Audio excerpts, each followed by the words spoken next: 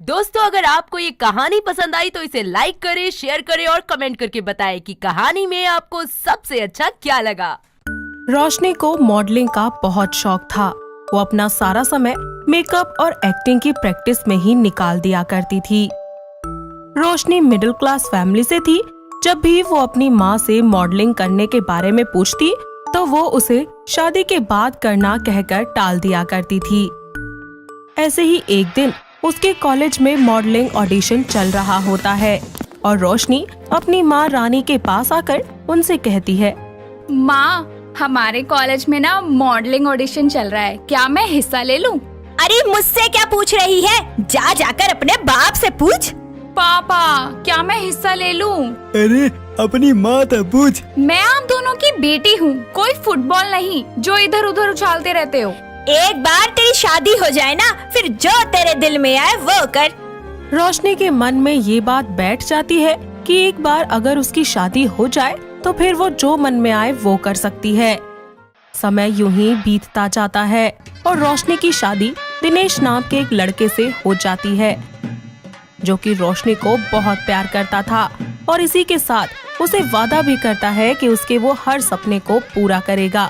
शादी के बाद अगले दिन जब रोशनी मेकअप कर रही होती है तो उसकी सास उससे कहती है, बहू, अगर लाली लिपस्टिक लगा ली हो तो मेरे लिए एक कप चाय बना दे। सासू माँ, चाय तो मैं बना दूं, पर उससे ना मेरी ब्यूटी खराब हो जाएगी। गैस के आग से अगर मैं काली हो गई या जल गई तो मैं मॉडल कैसे बनूंगी? मॉडल? अरे ये मॉडल कहाँ से आ गई बीच में? उन्होंने ना मुझसे शादी के समय वादा किया था कि वो मेरे सारे सपने पूरे करेंगे और मुझे ना मॉडल बनना है, मॉडल। ये मूंग और मसूर की दाल, आने दे दिनेश को, अभी बताती हूँ उसे मेरी नई नवेली बहू को क्या पट्टी पढ़ाया जा रहा है। इसके बाद रोशनी आंखों पर खीरे लगाकर लेट जाती है। इतने में ही वहाँ दिनेश आता है, जिसे देखकर रेनू से कहती है, अरे क्या बोला तू? बहू को मॉडल बनाएगा तो बीबी लाया है हीरोइन? माँ, अगर रोशनी मॉडल बनना चाहती है तो इसमें क्या गलत है? हमें तो इसका सपना पूरा करने में इसका साथ देना चाहिए। वैसे मेरा एक दोस्त है मोनू, वो कई लड़कियों को मॉडल बना चुका है। मैं रोशनी की बात उससे करूँगा। आया बड़ा बात करने वाला। तो तेरा मतलब क्या है कि ये महारानी आंखों पर खीरे मूली लगाकर पलंग तोड़े और मैं इसकी सेवा करूं? बहू लाया है या सास? दिनेश के पास रेनू की बातों का कोई जवाब नहीं होता और वो वहाँ से चला जाता है। ऐसे ही दिन गुजरते जाते हैं। अब रेनू सारे घर का काम किया करती और रोशनी सारा दिन बैठकर बस लाली लिपस्टिक ही लगाया करती कि तभी एक दिन रेनू रोशनी से कहती है, बहू, जरा एक बात बता, तू कुछ भी बना लेती है क्या? हाँ माँ जी, बना लेती हूँ ना। अरे अब की ना तूने पते की बात, बता क्या क्या बना लेती है? मैं बातें बना लेती हूँ, उल्लू बना लेती हूँ और सेल्फी लेते हुए मुंह बना लेती हूँ। हाय राम जी, अरे क्या बुरे कर्म किए थे मैंने जो मुझे ऐसी बहू मिल गई। अरे मेरे तो भाग ही फूट गए। माँ जी, मैं तो मजाक कर रही हूँ। मुझे ना मैगी बनानी आती है, आप बोलो तो आपके लिए बना के लाऊं? अच्छा, तो इस उम्र में मैं मैगी खाऊंगी? माँ जी, प्यार करने और मैगी खाने की कोई उम्र नहीं होती। माँ जी, आपने मॉडल को कभी खाना बनाते देखा है क्या? वैसे अगर मैं मॉडल बन गई तो सोचो आपका कितना नाम होगा। अखबारों में फोटो, बड़ा घर, बड़ी गाड़ी, बड़ी पहचान। अच्छा बहू सुन, अगर 2 महीने के अंदर तू मुझे एक अच्छी सर्वगुण संपन्न बहू बनकर दिखा देगी तो मैं तेरा सपना पूरा करने में तेरी मदद करूंगी। क्या माँ जी, आप सच कह रही हैं? आप मेरी मदद करेंगी? बस फिर क्या था, रोशनी मोबाइल में देखकर 1 महीने में खाना बनाना सीख जाती है। सारे घर के काम अच्छे से करने लगती है। रेनू को ये सब देखकर बहुत खुशी होती है और वो आराम से अपने दिन गुजारने लगती है। अब रोशनी घर का सारा काम करती और रेनू बस बैठे बैठे सास की तरह ऑर्डर झाड़ती रहती। ऐसे ही 2 महीने बीत जाते हैं और एक दिन रोशनी दिनेश से कहती है, सुनिए जी, माँ जी ने ना मुझे 2 महीने का टाइम दिया था। अगर मैं घर का सारा काम सीख लूँ तो वो मुझे मॉडल बनने की इजाजत देंगी और मेरी मदद भी करेंगी। वो तो सब ठीक है रोशनी, पर मुझे लगता है तुमको मॉडलिंग का ख्याल छोड़ देना चाहिए। माँ कभी नहीं मानेगी। अरे माँ जी ने मुझसे वादा किया है। आप ये सब छोड़िए, और ये बताइए कि आप बता रहे थे ना कि मॉडलिंग लाइन में आपका एक दोस्त मोनू है, आप उसे बुला लीजिए ना प्लीज। हाँ ठीक है, अगर माँ ने कह दिया तो मुझे कोई दिक्कत नहीं हो सकती। मैं अभी उसे कॉल करके कल खाने पर बुला लेता हूँ। दिनेश अपने दोस्त मोनू को कॉल करता है और उसे अपने घर बुला लेता है, जिसके बाद दिनेश और मोनू मिलकर घर पर ड्रिंक करने का प्लान करते हैं। तभी वहाँ कमरे में रोशनी आ जाती है और मोनू को देखकर धीरे से दिनेश से बोलती है, अजी आप श्योर है ना, ये मेरी मॉडल बनने में मदद करेगा? हाँ बिल्कुल करेगा, पर क्या हुआ, ऐसे क्यों पूछ रही हो? अरे ये तो मुझे खुद सस्ता कबीर सिंह लग रहा है, क्या मॉडल बनाएगा मुझे? चुप करो, मेहमानों के बारे में ऐसा नहीं कहते। मोनू यार, मेरी बीवी सुंदर है और मॉडल बनना चाहती है। मैं चाहता हूँ कि तू मेरी मदद करे उसे मॉडल बनाने में। हाँ हाँ क्यों नहीं, तू मेरे भाई जैसा है, मैं जरूर तेरी मदद करूँगा। तभी वहाँ रेनू आ जाती है और उनकी बातें सुनकर बोलती है, अरे कोई मॉडल नहीं बन रहा इस घर में। एक तो इतनी मुश्किल से ये बहू लाइन पर आई है और काम वाम कर रही है अच्छे से घर का, अब तू नया ड्रामा लेकर आ गया बीच में। रेनू की ये बातें रोशनी सुनती है और उसका दिल टूट जाता है, जिसके बाद वो वहाँ से रोते हुए भाग जाती है। रेनू, दिनेश और मोनू उसे हर जगह ढूंढते हैं, पर वो कहीं नहीं मिलती कि तभी रोशनी हाथ में बोतल लिए घर की छत पर चढ़ जाती है और फिर कहती है, कूद जाऊंगी, फान जाऊंगी, मर जाऊंगी, लेकिन मैं मॉडल बन के रहूंगी। क्या कर रही हो बेबी, प्लीज नीचे आ जाओ। वही कर रही हूँ जो एक मॉडल मॉडलिंग के लिए कर सकती है। Suicide suicide suicide. बहू जिद करना छोड़ दे, नीचे आ जा। माँ ने कहा कि एक्टिंग छोड़ दो, पति ने कहा कि मॉडलिंग छोड़ दो, अब आप कह रहे हो कि जिद छोड़ दूं? कल को कोई कहेगा कि दुनिया ही छोड़ दूं। अरे भाभी नीचे आ जाओ, अरे मर आ जाओगी। गली वालों, ये जो मोनू है ना, मोनू, ये मुझे मॉडलिंग का काम देने वाला था, पर मेरी ये सास ने बीच में भाजी मार दी। दुनिया वालों, मैं जा रही हूँ।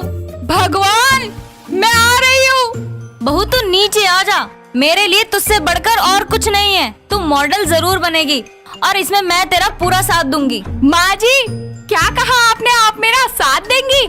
मुझे आवाज नहीं आई, जरा जोर से बोलिए ना। हाँ बेटा, मैं तेरा साथ दूंगी, लेकिन तू नीचे आ जा। जाना नहीं है ना? आ रही हूँ, मैं नीचे आ रही हूँ, अभी आई। रोशनी नीचे उतर आती है और रेनू उसे गले लगा लेती है, जिसके बाद रेनू और दिनेश मिलकर रोशनी का सपना पूरा करते हैं और साथ ही उसे एक सक्सेसफुल मॉडल भी बनाते हैं और उसका पूरा साथ देते हैं। इस सब के बाद वो तीनों एक बार फिर से खुशी खुशी रहने लगते हैं। तूफानी रात में विनय अपनी जान बचाते हुए इधर उधर कोई ठिकाना ढूंढता हुआ भागा जा रहा था। रात के घने अंधेरे में उसकी आंखों ने एक छोटी सी पर नजदीक में ही एक रोशनी देखी। वो उस रोशनी की तरफ दौड़ने लगा। वो रोशनी एक घर में से आ रही थी, जहाँ जाकर वो छुप चुका था। वो घर के आसपास देखता है, वहाँ पर एक स्विमिंग पूल पर उसकी नजर जाती है और वो उसमें छलांग लगा देता है। जैसे ही वो उसमें कूदता है, उसकी मौत हो जाती है, क्योंकि पानी में जहर था। अगली सुबह नेहा अपने ऑफिस के लिए निकल रही होती है, तो उसको पीछे से कोई आवाज देता है और वो कोई और नहीं बल्कि उसी का दोस्त विकास होता है। नेहा रुको जरा। हाँ, क्या हुआ? आज की न्यूज़ देखी तुमने? नहीं तो, भला ऐसा क्या आ गया न्यूज में? अरे तुझे पता है, कल रात हमारे घर से 5 किलोमीटर दूर एक इंसिडेंट हुआ है। अच्छा, कैसा इंसिडेंट? जहर देकर मारा है उस आदमी को और उसके बाद उसकी लाश को पानी में फेंक दिया। नहीं नहीं, पानी में जहर था। तुम्हें कैसे पता कि पानी में जहर था? अरे यार, बहुत आसान है ये समझना। कोई इंसान किसी को भी पहले जहर देगा, फिर उसे पानी में फेंकेगा। भला किसी के पास इतना टाइम है क्या खराब करने के लिए? इससे अच्छा तो पानी में जहर मिला दो, बंदा डूबेगा तो खुद ही मर जाएगा। देखो, ऑफिस के लिए लेट हो रहा है और मुझे तुमसे बहस नहीं करनी। अरे हाँ, बहुत लेट हो गया है वैसे भी। चलो जल्दी चलते हैं। वो दोनों ऑफिस पहुंचते हैं, जहां ऑफिस में हर तरफ बस यही बातें हो रही थी। तो ऐसे में नेहा की एक दोस्त निधि उसके पास आकर उससे बोलती है, पता है नेहा, कल क्या हुआ? हाँ हाँ, जानती हूँ कि एक बहुत बड़ा इंसिडेंट हुआ है, लेकिन उसके बारे में इतनी ज्यादा बातें करने की क्या जरूरत है? ये तू क्या कह रही है? तेरे अंदर दिल नाम की चीज नहीं है क्या? अब भला इसमें दिल की बात कहाँ से आ गई? यार कोई किसी को बिना वजह थोड़ी ना मारेगा। जो तुम किसी पर भी बिना सोचे समझे इल्जाम लगाए जा रही हो, कोई ना कोई वजह तो रही होगी ना। अच्छा ठीक है, चिल कर अब। नेहा निधि से बात कर ही रही होती है कि नेहा का फोन बजता है। वो फोन उठाने के लिए साइड में चली जाती है और फिर कहती है, हाँ विराट कहो। कहाँ हो? ऑफिस? तुमसे मिलना था मुझे। अभी पॉसिबल नहीं है। क्यों पॉसिबल नहीं है? यार मैं अभी तो आई हूँ ऑफिस और तुम कह रहे हो कि तुमसे मिलने आ जाऊँ। अच्छा ठीक है, हाफ डे लेकर आ जाना। अच्छा ठीक है, आ जाऊंगी। पीछे विकास खड़े होकर नेहा की सारी बातें सुन लेता है और वो उसके पास जाता है और कहता है, किससे बात कर रही थी? दोस्त से? कौन से दोस्त से? तुम नहीं जानते? नाम क्या है? तुम इतना पूछताछ क्यों कर रहे हो? क्योंकि मैं तुम्हारा बॉयफ्रेंड हूँ और मुझे ये जानने का पूरा हक है कि तुम किससे बात करती हो और किससे नहीं। अब तुम मुझ पर शक कर रहे हो? मैं जा रही हूँ। नेहा गुस्से में अपने ऑफिस से चली जाती है। विकास उसे रोकने की बहुत कोशिश करता है पर वो नहीं मानती और सीधे विराट से जाकर मिलती है। उसे गुस्से में देखकर विराट उससे पूछता है, क्या हुआ तुम्हें? इतना आग बबूला कैसे बनी हुई हो? क्या बताऊँ यार, वो विकास है ना, उसने दिमाग खराब कर दिया मेरा। तो उसे भी वहाँ पहुँचा दो जहाँ विनय को पहुँचाया है। बस मैं यही सब सोच रही थी, उसी से थोड़ा परेशान हो गई। अगले दिन विराट और नेहा मिलकर विकास को उठा लेते हैं और उसके साथ भी बिल्कुल वही हश्र करते हैं जो कि उन्होंने विनय के साथ किया था। विकास अपने आप को बचा नहीं पाता और फिर से अगले दिन न्यूज में यही खबर आती है जैसी विनय के टाइम पर आई थी। फिर से ये सारी चीजें दोबारा होने लगती है, लेकिन नेहा को किसी की भी कोई भी बात से फर्क नहीं पड़ता। कुछ दिन इसी तरह गुजर जाते हैं, लेकिन पुलिस को कुछ भी पता नहीं चल पाता। कुछ समय ऐसे ही बीतता है और एक दिन नेहा अपने ऑफिस के लिए लेट हो रही होती है। वो टैक्सी का इंतजार करती है लेकिन उसे कोई टैक्सी नहीं मिलती। तो उसके पास एक विहान नाम का आदमी अपनी बाइक पर आकर रुक जाता है और नेहा से कहता है, क्या मैं आपको कहीं ड्रॉप कर सकता हूँ? नो थैंक्स, मैं मैनेज कर लूंगी। वो तो दिख ही रहा है। फाइन, वैसे भी मुझे बहुत लेट हो चुका है। विहान नेहा को उसकी ऑफिस छोड़ देता है। नेहा विहान को बिना थैंक यू बोले अपने ऑफिस में जाने लगती है तो विहान उसे पीछे से आवाज लगाते हुए कहता है, हेलो मिस, कहाँ चली जा रही हो? ऑफिस जा रही हूँ, दिखाई नहीं देता? वो तो नजर आ रहा है, पर शायद आपको कुछ कहना चाहिए था अभी। थैंक यू, बस अब मैं जाऊँ? जी बिल्कुल। इस सब के बाद विहान वहाँ से चला जाता है। नेहा ऑफिस में जाने के बाद विहान के बारे में सोचने लगती है। पहली बार मुझे ऐसा महसूस हुआ है किसी के साथ बैठकर, उसके बोलने का तरीका। नेहा तू भी यार कुछ भी सोचती रहती है, जाने दे और अपने काम पर ध्यान दे। नेहा अपने काम करने में लग जाती है। थोड़ी देर के बाद नेहा के पास एक प्यान आता है और उससे कहता है, मैम आपसे मिलने के लिए कोई आया है। कौन है? वो तो पता नहीं, पर उन्होंने अपना नाम विहान बताया है। विहान? ये कौन है? चलो मैं देखती हूँ। नेहा उससे मिलने के लिए चली जाती है। जब वो नीचे आकर देखती है तो उसे पता चलता है कि उससे मिलने कोई और नहीं बल्कि वही लड़का आया है जिसने उसे आज सुबह ऑफिस ड्रॉप किया था। वो उसको देखकर खुश भी होती है और साथ ही थोड़ी चौंक भी जाती है। वो उसके पास जाती है और उससे कहती है, तुम यहाँ कुछ भूल गए थे क्या? हाँ भूल तो गया हूँ कुछ। क्या भूल गए थे? मेरा दिल आप ही के पास तो रह गया है। अच्छा जी, कुछ मिनट साथ क्या रही, अपना दिल दे बैठे मुझे। मैंने दिया कहाँ, आपने चुरा लिया। बड़े स्मार्ट बन रहे हो। वो तो मैं हूँ, पर आपको अभी पता चला है। नेहा विहान से बात कर ही रही होती है कि सामने से विराट आ जाता है। नेहा थोड़ी घबरा जाती है और विराट उनके पास आकर नेहा से पूछता है, नेहा कौन है ये? इससे तुम्हें कोई मतलब नहीं होना चाहिए। विराट नेहा को खींचते हुए अपने साथ एक कोने में लेकर चला जाता है और फिर उससे बोलता है, क्या चल रहा है ये सब? मतलब क्या है तुम्हारा? वो लड़का तुम्हारा दोस्त कब से बन गया? मेरे दोस्त बनते रहते हैं, समझे तुम? विहान उनके पास आता है और विराट से कहता है, भाई ये जो तुम कह रहे हो ना ठीक नहीं है। अब तू मुझे समझाएगा? विहान प्लीज जाओ यहाँ से। नेहा कह रही है इसलिए जा रहा हूँ, वरना अभी बता देता क्या क्या समझा सकता हूँ। विहान वहाँ से चला जाता है। नेहा विराट को भी वापस भेज देती है और अपने कैबिन में जाकर बैठ जाती है और वहाँ पर वो सोचती है, ये क्या हो रहा है मेरे साथ? मैं उस इंसान से लड़ रही हूँ जिससे मैं सबसे ज्यादा प्यार करती हूँ, वो भी उस इंसान के लिए जिससे मैं आज सुबह ही मिली थी। कि क्या हो रहा है मेरे साथ? कहीं ऐसा तो नहीं कि मैं विराट से प्यार ही नहीं करती और शायद मुझे विहान से प्यार हो गया है। अगले दिन नेहा विराट को अपने घर पर बुलाती है।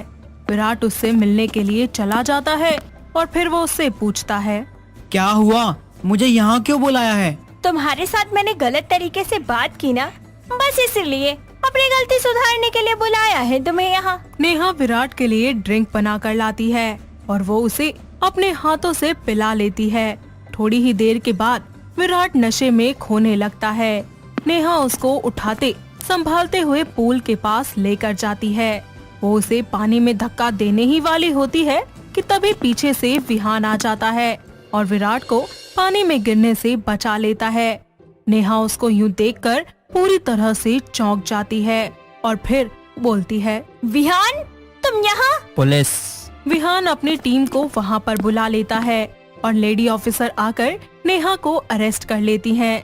नेहा को इस सब के बारे में कुछ समझ नहीं आता कि आखिर उसके साथ क्या हो रहा है, तो विहान उसे सब बताता है। मैं तुम्हारा पीछा काफी दिनों से कर रहा था नेहा, तुम्हारी हर एक हरकत पर मेरी नजर थी। लेकिन मुझे तो लगा था कि तुम मुझे पसंद करते हो। मैंने इस बात से इनकार तो नहीं किया, मैं करता हूँ तुम्हें पसंद, पर जो तुमने किया है वो गलत है, उसकी सजा तो तुम्हें मिलकर रहेगी। ठीक है, पर सजा पूरी होने के बाद मैं तुम्हारे पास वापस आऊंगी, मेरा इंतजार करना। नेहा को अरेस्ट कर लिया जाता है।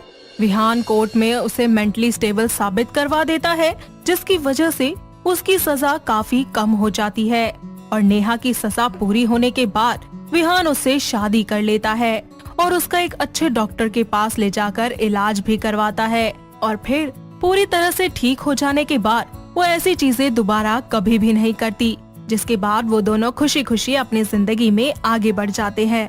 कुछ करो वरना मैं चली जाऊंगी इस घर से। अरे विवेक, तुम्हारी चाची ने तो मेरा दिमाग खराब कर रखा है। जब से आई है ना, बस मेरे सर पर नाच रही है। मैं नहीं रह सकती उनके साथ। यार मैं क्या करूं, कैसे भगाऊं उन्हें यहाँ से? वैसे ही इतनी ओल्ड हैं वो। देखो विवेक, तुम डिसाइड कर लो, तुम्हें तुम्हारी चाची चाहिए या मैं कर तो रहा हूँ ट्राई। दोनों बातें कर ही रहे होते हैं कि तभी उनकी चाची सास शर्मिला की आवाज आती है। अरे मैया, अरे बहू, अरे जल्दी आ, और ये देख सबका सब खराब हो गया। ये देखो फिर से कैसे चिल्ला रही है। अरे मेरा जीना हराम कर दिया है इन्होंने, कभी इधर भगाती है कभी उधर भगाती है। इतना कहकर सलोनी अपनी चाची सास के पास रसोई में चली जाती है और हड़बड़ाहट से उनसे पूछती है, क्या हुआ चाची जी, आप इतना जोर से क्यों चिल्लाई?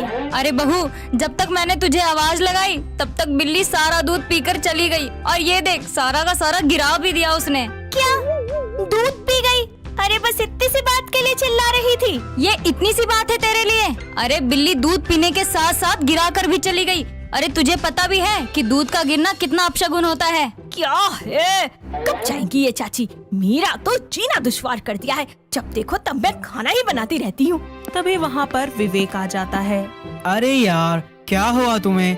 चाची जी ने बुलाया था ना? अरे पूछो मत, पूरे गांव का खाना बनाने के लिए ऑर्डर कर दिया तुम्हारी चाची ने तो। हाय कितने मजे के दिन थे पहले हमारे। इतना बोलकर वो अपने बीते पलों में खो जाते हैं, जहाँ दोनों गोवा के बीच पर मजे कर रहे होते हैं। सलोनी पानी में से निकलकर बाहर आती है तो वहीं दूसरी ओर विवेक हाथ में जूस का गिलास लिए चेयर पर म्यूजिक सुन रहा होता है। ऐसे में सलोनी उससे बोलती है, विवेक कितना अच्छा व्यू है ना यहाँ का, और कितना सुकून भी है। वैसे हमें ऐसे ट्रिप पे बार बार आना चाहिए। हाँ बिल्कुल, और मजे भी आते हैं, माइंड फ्रेश सा हो जाता है। शाम के वक्त दोनों एक साथ बैठकर रोमांटिक डिनर करते हैं। इसी तरह अगले दिन दोनों गोवा के फेमस बीच पर घूमने जाते हैं। कुछ ही देर के बाद सलोनी बोलती है, विवेक यार, हम इतने दूर आ गए, अब शॉपिंग पर भी ले चलो ना। अच्छा ठीक है, चलो चलते हैं। I love you my sweet husband. I love you too. चलो तुम्हारी शॉपिंग करा दूं, वरना बाद में बोलोगी फिर। इतना बोलकर विवेक सलोनी को शॉपिंग करवाने ले जाता है। ऐसे ही 2 दिन बीत जाते हैं और वो लोग घूमने के बाद वापस अपने घर भोपाल लौट आते हैं। दोनों आपस में बातें कर ही रहे होते हैं कि तभी उनके घर की डोरबेल बजती है। सलोनी जैसे ही दरवाजा खोलती है तो देखती है कि एक बुढ़िया कंधे पर बैग लटकाए वहाँ खड़ी है और घर में कुछ कहते हुए घुस जाती है। अरे बहू, कितनी देर कर दी तूने? अरे बबलू कहाँ है? आंटी, आप कौन है? और यहाँ कोई बबलू डबलू नहीं रहता। अरे बेटा, तेरी चाची सासू, तेरी सास के चाचा की बुआ की बेटी की ननद। अब तुझे कहाँ से याद होगा? चंद्रवती तो लुढ़क गई ना। और हाँ, तेरा पति जब छोटा था तब उसे बबलू कहा जाता था। नहीं नहीं चाची जी, मुझे याद आया। माँ जी ने बताया था आपके बारे में, थोड़ी बहुत पहचान पा रही हूँ मैं आपको। अरे बेटा, पहले कहाँ फोटो वोटो हुआ करती थी। अच्छा ये सब छोड़, जरा पानी वानी पिला दे मुझे। जी जी, मैं अभी लाती हूँ चाची जी। इतना कहकर सलोनी रसोई में जाती है और विवेक को गुस्से से बोलती है। विवेक, ये कौन सी चाची है तुम्हारी? मैंने तो आज तक नहीं देखा, ना ही तुम्हारी माँ से कभी सुना इनके बारे में। और ये क्या बबलू बबलू लगा रखा है? तुम्हारा नाम बबलू था क्या बचपन में? Relax baby, calm down. कौन चाची जी? मैं भी नहीं जानता और मुझे कभी बबलू डबलू नहीं बोला, समझी ना? कहाँ है वैसे? अरे सीधा घर में घुसी और पसर गई सोफे पे। इतना बोलकर वो पानी ले जाकर शर्मिला को दे देती है और विवेक उनके पैर छूकर उनसे अटक कर कहता है। चाची जी नमस्ते, आप कैसे आई हैं? और कहाँ से? वो क्या है ना चाची जी, मैं भूल गया हूँ, बहुत छोटा था ना जब। अरे बबलू, भूल गया तू? तुझे कैसे मैं गोद में झुलाती थी, खाना खिलाती थी और तेरी बहुत कुटाई भी करती थी। तेरी सास का कौन सा गांव है वो? सीतापुर। हाँ, वहीं से आई हूँ। जी जी चाची जी। छी, हाय हाय। दोनों बदबू से बचकर जल्दी से वहाँ से जाने लगते हैं कि शर्मिला उन्हें रोकती है और एक बार फिर से पाद मारकर बोलती है। अरे दोनों कहाँ जा रहे हो? मेरे पास बैठो ना। अरे बहू, तू एक काम कर दे, बहुत भूख लग रही है मुझे, तो ऐसा कर कुछ चटपटा सा बना दे 2-4 खाने के लिए। जी चाची जी, अभी बनाती हूँ। अंदर जाकर सलोनी शर्मिला का बोला हुआ सारा खाना बनाती है, जिसे बनाते बनाते उसकी हालत बहुत ज्यादा खराब हो जाती है। साथ ही वो गुस्से में बड़बड़ाती रहती है। तभी विवेक उसके पास जाकर बोलता है। सलोनी, तुम थक गई हो ना? क्या तुम ठीक हो? अरे क्या खाट ठीक हूँ मैं? तुम्हें दिखाई नहीं देता? ये पूरी बारात जितना खाना बनाना पड़ रहा है मुझे। अरे इतना खाना मैं अगर गरीबों को खिलाती ना तो रज रज के दुआएं देते मुझे। कुछ ही देर के बाद सलोनी का सारा खाना बनकर तैयार हो जाता है और वो शर्मिला को खिला भी देती है। साथ ही वो सब लोग खुद भी खाना खाते हैं। खाना खाने के तुरंत बाद शर्मिला जोरों से एक बम विस्फोट करती है, जिसके बाद विवेक और सलोनी दोनों ही उस गंदी बदबू को स्मेल करके पागल हो जाते हैं। और सलोनी ऐसे में सारी जगह पर हर कमरे में रूम फ्रेशनर स्प्रे कर देती है। चाची जी, आप किसी काम से आई है क्या? मेरा मतलब कितने दिन का काम है आपका? अरे नहीं नहीं बहू, मुझे कोई काम नहीं है। मैं तो आराम से 4 से 5 महीने के लिए रुकने आई हूँ यहाँ पे। तुम दोनों निश्चिंत रहो। इसी तरह वक्त गुजरता जाता है। शर्मिला सलोनी को कह कहकर घर के सारे काम करवाती है, उससे बेहिसाब खाना बनवाती है, जिसके बाद सलोनी की अच्छे से बैंड बज जाती है। तो वहीं शर्मिला की खाना खाने के बाद हमेशा की तरह बम के खोले छोड़ने की आदत यूं ही चलती रहती है। ऐसे ही एक दिन शर्मिला सलोनी को खाना बनाने के लिए कहती है और वो चिड़चिड़ी होकर रसोई में खाना बनाने चली जाती है, जहाँ फिर से वो विवेक को सुना रही होती है। कुछ ही देर के बाद वो खाना बनाकर शर्मिला के लिए उसके पास ले जाती है। चाची जी, आपकी पसंद का सारा खाना बना दिया है मैंने, जितना चाहे खा लो। अरे वाह बहू, मैंने तो तुझे थोड़ा सा बोला था बनाने के लिए और तूने इतना सारा बना कर ले आई। चलो बना कर ले ही आई है तो खिला भी दे। इतना बोलकर शर्मिला खाना खाना शुरू करती है और एक एक करके वो सारा खाना खा जाती है। ऐसे ही एक दिन उनके घर की डोरबेल बजती है। सलोनी के साथ वाले पड़ोसी मिस्टर नारायण उनके घर आते हैं और अचानक से उनकी नजर शर्मिला पर पड़ती है, जिसके बाद मिस्टर नारायण कहते हैं, आप शर्मिला चाची तो नहीं है? अरे तू कौन है और तुझे मेरा नाम कैसे पता? अरे चाची जी, मैं आपका बबलू। भूल गई है क्या आप, जिसे आप गोद में झुलाती थी, अपना खाना खिलाती थी बहुत कुटाई करती थी ना। अरे तू तो सच में मेरा बबलू है। अगर तू मेरा बबलू है तो ये कौन है जिसके घर में मैं इतने टाइम से रह रही हूँ? अरे आपको तो मेरे घर आना था, ये तो मेरे पड़ोसी हैं। पास खड़े सलोनी और विवेक हकीकत जानकर अपने सर पर हाथ मारते हुए वहीं बैठ जाते हैं, जिस पर वो दोनों एक साथ बोलते हैं, तो ये है असली बबलू। अरे चाची जी आप भी ना कॉल कर लेते मुझे, मैं कहीं घूमने चला गया था सुहानी को लेकर। अच्छा सलोनी भाभी, विवेक भाई, आपका बहुत बहुत शुक्रिया मेरी चाची जी का इतना ख्याल रखने के लिए। इतना कहकर मिस्टर नारायण अपनी चाची और उनके सामान को अपने घर ले जाते हैं और शर्मिला के जाने के बाद फाइनली दोनों पति पत्नी चैन की सांस लेते हैं और अपनी जिंदगी को एक बार फिर से नॉर्मल तरीके से जीने लगते हैं। राज कहाँ हो तुम? मैं 5 मिनट में पहुँच जाऊंगी। बस साक्षी, मैं भी आ जाऊंगा फटाफट से। Okay, I am waiting. Raj phone काटकर अपने दोस्त ऋषभ को कहता है, यार आज और बाइक दिखा दे, कुछ अर्जेंट काम है। क्या यार, तू फिर से बाइक मांग रहा है? भाई दिखा दे, मैं जल्दी ले आऊंगा। यार तुझे पता है ना पेट्रोल कितना महंगा हो गया है, इसमें बहुत कम पेट्रोल है। ऋषभ तू फिक्र मत कर यार, मैं डलवा दूंगा पेट्रोल और ध्यान से लेके जाऊंगा। अब जाऊं क्या? चल ठीक है यार, और हाँ धीरे चलाइयो और थोड़ी जल्दी आइयो। इतना कहकर वो बाइक लेकर फटाफट से साक्षी के पास पहुंचता है और साक्षी अपनी कार को पार्क कर देती है और उसे हाय कहते हुए बोलती है, हाय राज, कैसे हो? मैं ठीक हूँ, जल्दी बैठो अब। राज साक्षी को अपनी बाइक पर बिठाकर उसे राइड्स पर ले जाता है। दोनों एक साथ टाइम स्पेंड करते हैं, साथ में लंच करने जाते हैं और कुछ ही देर के बाद दोनों एक दूसरे के साथ पार्क में आ जाते हैं, जहां साक्षी राज के कंधे पर सर रखकर उसकी साइड में बैठी होती है और राज उससे बोलता है, साक्षी एक बात बताऊं, मैं तुम्हारी तरह रिच नहीं हूँ और ना ही मेरे पास कोई जॉब है। मैं एक मिडिल क्लास फैमिली से बिलोंग करता हूँ और हैंडसम भी नहीं हूँ, तब भी तुम मुझसे प्यार करती हो, आखिर क्यों? क्यों करती हो? क्योंकि मैं तुमसे प्यार करती हूँ और तुम बहुत अच्छे हो, तुम्हारा दिल बहुत अच्छा है।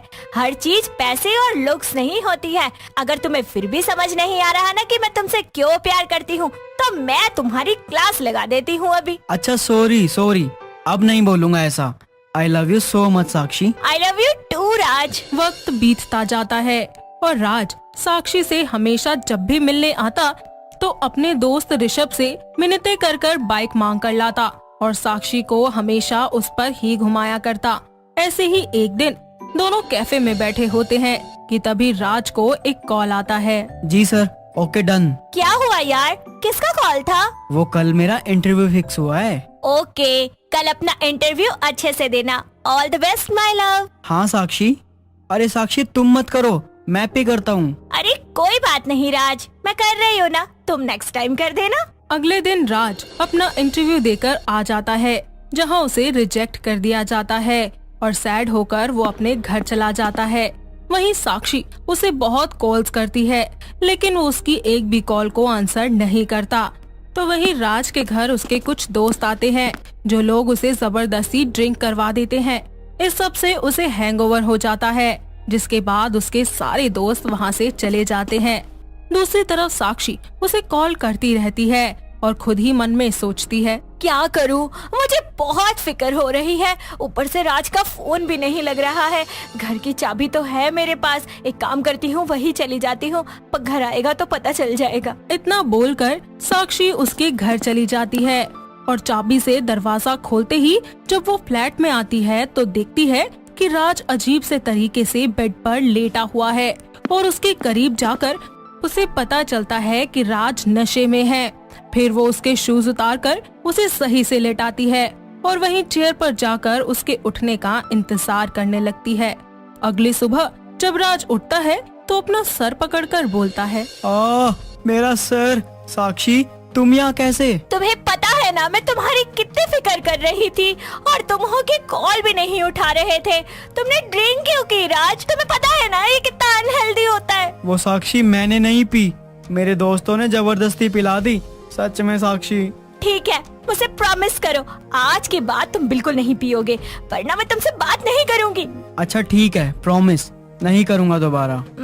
ये हुई ना बात। ऐसे ही एक दिन साक्षी अपनी माँ विनीता से राज के बारे में सब बता देती है, जिसके बाद विनीता कहती है, अरे मैं क्या बताऊं, तेरे पापा ही बताएंगे इसके बारे में। मैं जाती हूँ, मुझे पूजा करनी है। ठीक है मॉम, मैं बाहर जा रही हूँ, शाम तक आऊंगी। साक्षी अपनी कार लेकर राज से मिलने जा ही रही होती है कि तभी रास्ते में वो अपने दोस्त भुवन को फोन करके बुला लेती है।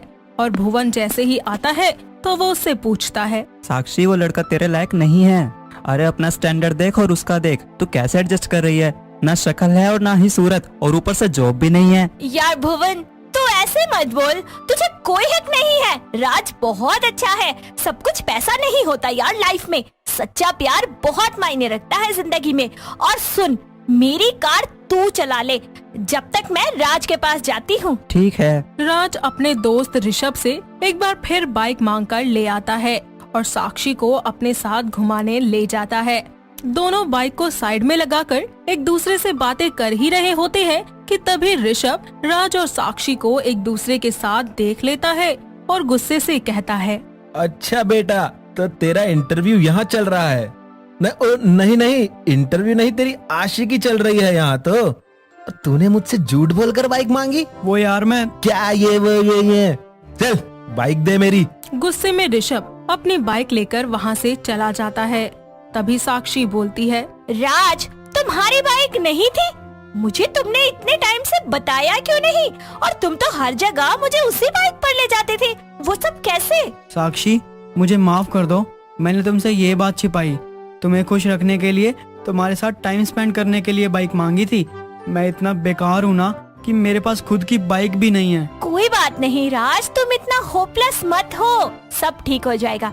जॉब लग जाएगी तब ले लेना बाइक। नहीं यार, मैं शायद तुम्हारे लिए ठीक ही नहीं हूँ। हमें ब्रेकअप कर लेना चाहिए। हिम्मत कैसे हुई तुम्हारी ऐसा बोलने की? समझ में नहीं आता। Damn it, I love you so much. आज के बाद दोबारा ये बात बोलने की कोशिश भी मत करना। Sorry Sakshi, I love you too. वक्त बीतता जाता है।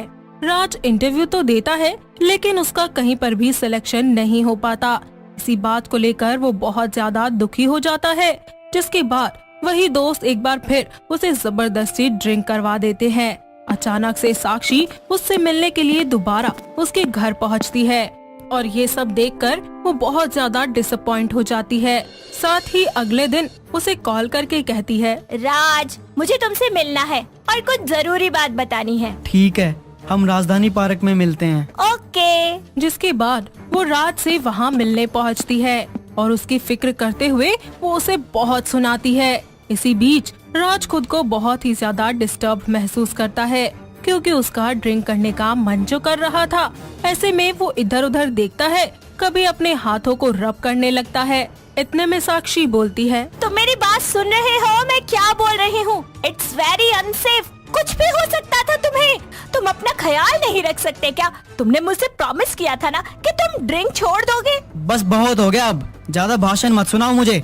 पैसे दे दो फटाफट, ड्रिंक करनी है मुझे। राज उस पर जोरों से चिल्ला देता है, जिसकी वजह से साक्षी रोने लगती है और राज अपने घर चला जाता है। उसके पीछे पीछे साक्षी भी चली जाती है। वो उसे फिर से समझाती है, लेकिन राज उसका हाथ पकड़कर अपने घर से धक्का देते हुए बाहर निकाल देता है। साथ ही दरवाजा बंद करके वो उससे कहता है, साक्षी, तुम प्लीज चली जाओ यार यहाँ से, इससे पहले कि मैं कुछ कर बैठूं। Raj, please open the door. Please मुझसे बात करो ना। तुम मेरे साथ ऐसा नहीं कर सकते। I really love you. अंदर जाकर राज बहुत ज्यादा तोड़फोड़ करता है। साक्षी बाहर से उसे समझाने की बहुत कोशिश करती है, लेकिन वो नहीं मानता। अगली सुबह जब राज दरवाजा खोलता है तो देखता है कि साक्षी पूरी रात यूं ही उसके दरवाजे के बाहर बैठी रही और जैसे ही साक्षी की आंखें खुलती हैं तो वो बोलती है, राज, तुम ठीक हो ना? साक्षी, मुझे माफ कर दो यार कि कल रात मैंने तुम्हारे साथ क्या किया। राज, प्लीज मुझे कभी खुद से दूर मत करना, वरना मैं सच में तुम्हारे बिना नहीं रह पाऊंगी। अब कभी नहीं करूँगा। तुम मुझे कुछ बताने के लिए आई थी ना कल? हाँ, बताने तो आई थी, लेकिन ड्रिंक की बात मैं बता ही नहीं पाई। हाँ तो बताओ ना अब। वो बात ये थी कि मैंने तुम्हारा सीवी कंपनी में भेजा था और तुम सेलेक्ट हो चुके हो। कल तुम्हारी ज्वाइनिंग है, तुम्हें बुलाया है। सच साक्षी? हाँ राज, और अब देखना सब ठीक हो जाएगा। अगले ही दिन से राज ऑफिस जाना शुरू कर देता है और अपने गलत दोस्तों का साथ भी हमेशा के लिए छोड़ देता है। साथ ही कुछ ही समय के बाद राज साक्षी के मम्मी पापा के पास जाकर उसका हाथ मांगकर उससे बड़ी ही धूमधाम से शादी कर लेता है और शादी के बाद दोनों पति पत्नी एक साथ खुशी खुशी अपनी जिंदगी की नई शुरुआत करते हैं। पीहू दर्द से तड़प रही होती है, जिसके कारण वो जोर जोर से रोते हुए खुद से कहती है, हे भगवान, ये दर्द तो मेरी जान लेगा। जाने अनजाने मेरी गलतियों की इतनी बड़ी सजा मत दो मुझे भगवान। पीहू चुलबुली सी लड़की थी, लेकिन उसकी एक बुरी आदत थी, छुपकर स्लेटी और मिट्टी के बर्तन खाना। उसकी माँ बेला पीहू की इस आदत से बेहद परेशान रहती थी। आए दिन वो अपनी बेटी पीहू को इसके लिए टोका करती थी। एक दिन पीहू अपने कमरे में बैठी स्लेटी और मिट्टी का टुकड़ा लिए उसको खा रही होती है कि तभी वहाँ पर बेला आती है और उसको ऐसा करता देखकर गुस्से से बोलती है, पीहू तू कब सुधरेगी? इतनी बड़ी हो गई है, अकल कब आएगी तुझे? ये खाना छोड़ दे, आगे अगर दर्द हुआ ना पीठ में तो रोएगी। अरे माँ, कुछ नहीं होता, आप टेंशन ना लो। कैसे ना लूं टेंशन? तुझे तो फिक्र नहीं है, पर मैं तो तेरी माँ हूँ ना।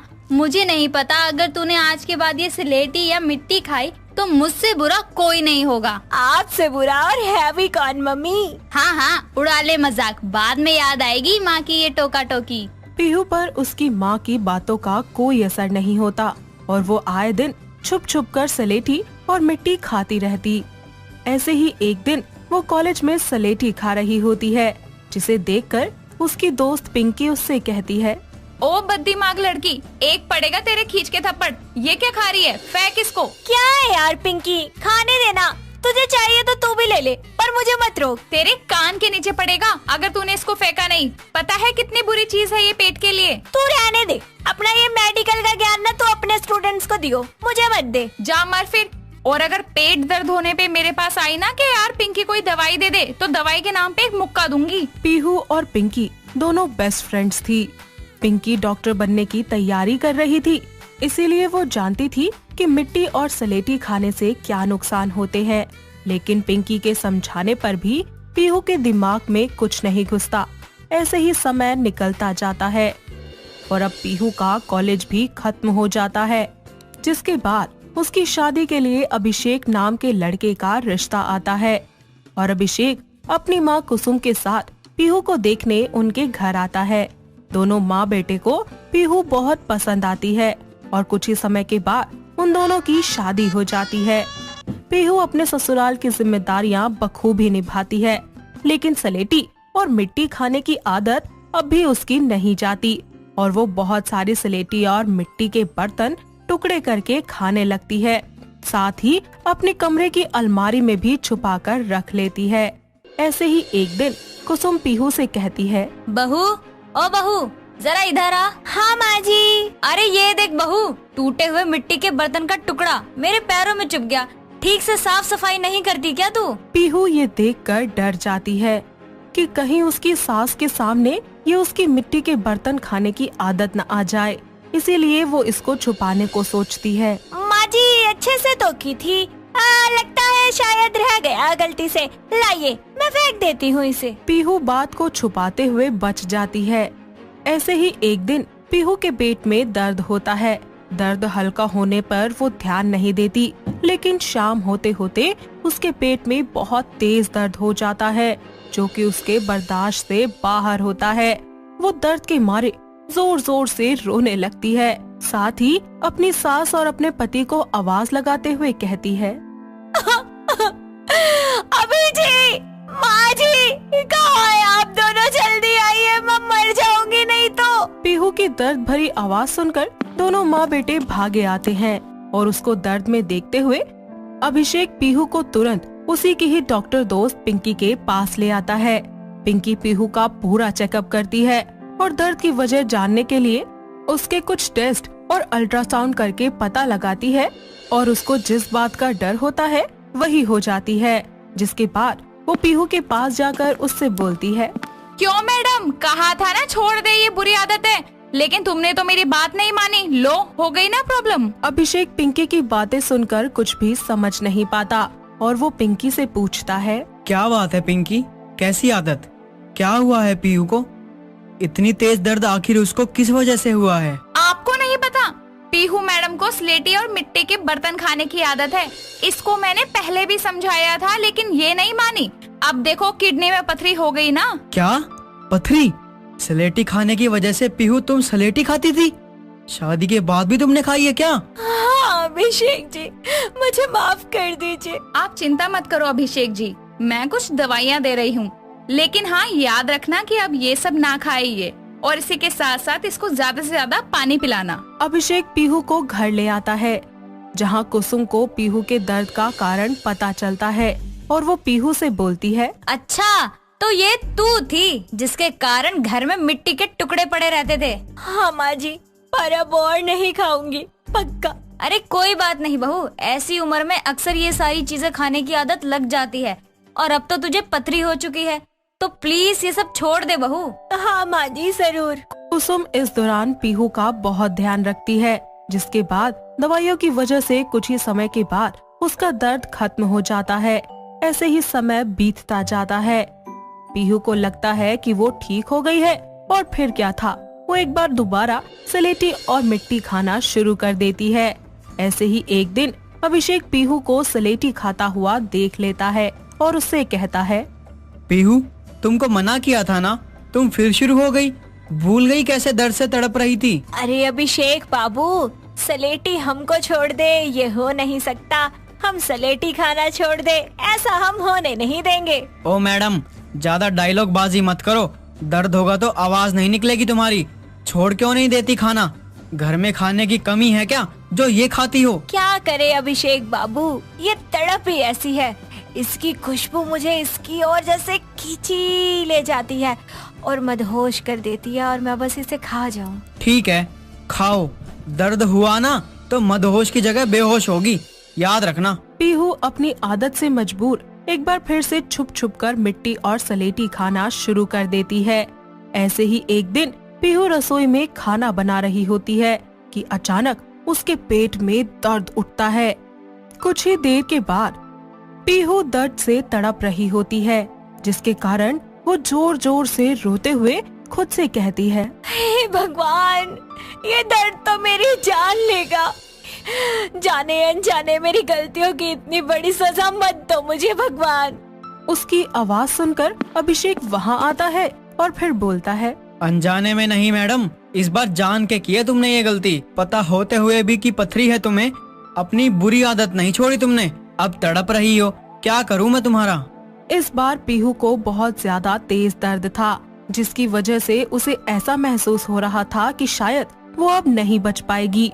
वो दर्द भरी आवाज में अभिषेक से कहती है, अभिषेक जी मुझे प्लीज बचा लीजिए, आपकी कसम आज के बाद कभी नहीं खाऊंगी। अभिषेक पीहू की दोस्त पिंकी को कॉल करके घर बुलाता है और उसे सारी बातें बताता है।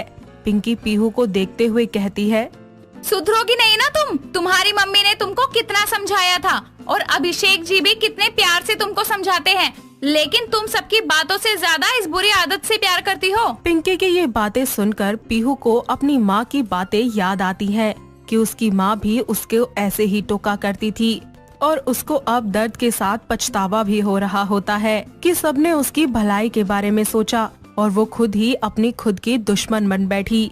इस सब के बाद पीहू अच्छे से समझ जाती है कि उसका ठीक रहना कितना ज्यादा जरूरी है, और इस दर्द से हमेशा हमेशा के लिए छुटकारा पाने के लिए उसको अपनी ये आदत छोड़नी ही पड़ेगी। और फिर वो पिंकी से बोलती है, पिंकी अब से कभी नहीं खाऊंगी, मुझे समझ आ गया यार, और अब ये दर्द मैं हमेशा के लिए खत्म करना चाहती हूँ। प्लीज मेरा दर्द कम कर दे, ये पथरी निकाल दे यार, मैं मर जाऊंगी इस दर्द से। पिंकी पीहू को एक इंजेक्शन लगाती है, जिसके कुछ ही टाइम के बाद उसका दर्द धीरे धीरे कम होने लगता है। पीहू को ये सब कुछ अब अच्छे से समझ आ चुका होता है कि उसकी आदत से ही उसको दर्द हो रहा है, और हर कोई उसके भले के लिए ही उसे समझा रहा था। इसीलिए अब वो सलेटी और मिट्टी खाना पूरी तरह से छोड़ देती है, और पिंकी के बताए हुए परहेज और दवाइयों से कुछ समय के बाद उसकी पथरी भी किडनी से निकाल ली जाती है, और दोबारा से वो कभी भी सलेटी, मिट्टी या कोई भी ऐसा फास्ट फूड नहीं खाती जो उसके पेट के लिए हानिकारक साबित हो। इसके बाद वो हमेशा अपने परिवार के साथ खुशी खुशी रहने लगती है। दोस्तों, अगर आपको ये कहानी पसंद आई तो इसे लाइक करें, शेयर करें और कमेंट करके बताएं कि कहानी में आपको सबसे अच्छा क्या लगा।